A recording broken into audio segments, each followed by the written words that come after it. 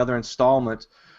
We are excited today to once again have AVT board member Gerry Vassar with us again, who is CEO of the Lakeside Education Network in the Philadelphia area. And today our topic is going to be hiring veterans, employers. This is specifically driven to you. And what we want to start with talking about is, are you interested in hiring veterans? And if so, there are some facts that you need to be aware of. Statistics show that 30% of veterans have a form of PTSD. So that's 3 in 10. So we bring in Gerry Vassar now to talk about that. And Gerry, that's an alarming rate, especially with the unknown of hiring. That's a big stat to have to overcome. Absolutely, Jay. We're very concerned when people say, yeah, I want to hire a veteran. That's an admirable pursuit. Veterans are people of great character, quality. They have a lot of gifts and skills. But if you think about 3 out of 10 that you interview having a form of PTSD, you've really got to consider the approach that you take with them, and also how you as a company and your supervisors are going to deal with the reality of PTSD. To me, hiring a veteran becomes a bit of a stewardship, and that stewardship includes what they've been through at no fault of their own.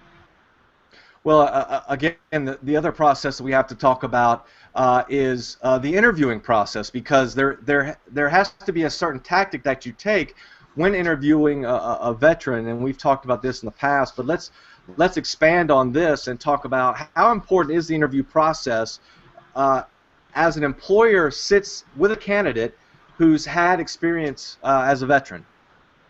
Well, I think it's really significant that the individual who is interviewing a veteran have trauma lenses, meaning when they look at a situation that's in front of them, they're not going to be judging it as they would another employee. They're going to be looking at it from the trauma lens perspective. It's very concerned with not so much what's wrong with you, but what happened to you. And then they should know how to process that information, translate it into some of the realities of what that veteran goes through as they are contemplating working in any environment, and being able to not only understand what that means for this person, but also understand what jobs and placement they would have that would most facilitate a successful entry into the workplace.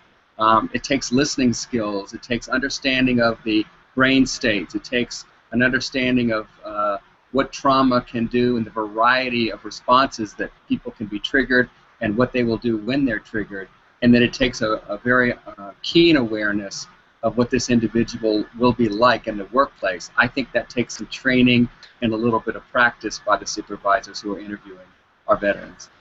Well, and finally, that's one thing, is that veterans are certainly trained in certain areas that can certainly be very valuable to employers, but the one thing that has to happen is there has to be some type of coping plan in place for when that veteran is on the job. So let's talk a little bit about that and how that runs into play with veterans on the job. Employers don't know exactly what to expect, but all of a sudden, veteran is doing a great job. All of a sudden, there's something that sets them off slightly with their PTSD, and employers need to be prepared for that.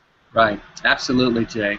We call those triggers. What happens is an individual who is living in the world of PTSD has these memories placed in their amygdala part of their brain, and when something, a smell, a taste, any sensory issue happens, it triggers them into another situation, another place, another scenario, and in the process, they're really reenacting and reliving their trauma, and even though they're in a totally different place. So if that happens, what are the strategies that we're going to have in place to help that veteran? And most of the strategies that are being used today are things like body movement, music, walking, rhythm, certain projects and things you can put someone into. But in the process, you've got to have things that relate to the lower part of the brain, that fight or flight area of the brain. If that's where we're doing our healing and our work, giving veterans or anyone who's traumatized a way to sort of relax and help that lower brain get more into a cognitive place so they can come out of that hyper-vigilance or the dissociation that they might have. And that will help them every day get to a place where they can do well in the workplace. Well, that's great information, Gerry. The plan, it sounds like, can come together much like you have a safety plan or evacuation plan for your place of business. So it sounds like that a coping plan or policy is something that's certainly is easy to put into place and it's well thought out. But AVT, the American Veteran Tribute, along with Gerry Vassar and Lakeside Education Network, are certainly going to make sure that we provide you with this information. Glad to have you today, Gerry. Thank you very much for your time, sir. We appreciate it very much. Thank you very much. Great to be with you, Jay. Okay, thanks. And again, if you want to learn more about the American Veteran Tribute, we welcome you to the website a-v-t.org, just below, and also on Facebook. We're at facebook.com/avtorg, and also on Twitter at avtorg. So again, thank you for joining us today. This will be up on our website, and we continue to push out great information, and we thank Gerry Vassar again today for his great information. And again, thank you for your support of the American Veterans Tribute. I'm Jay Shurling. Have a great day.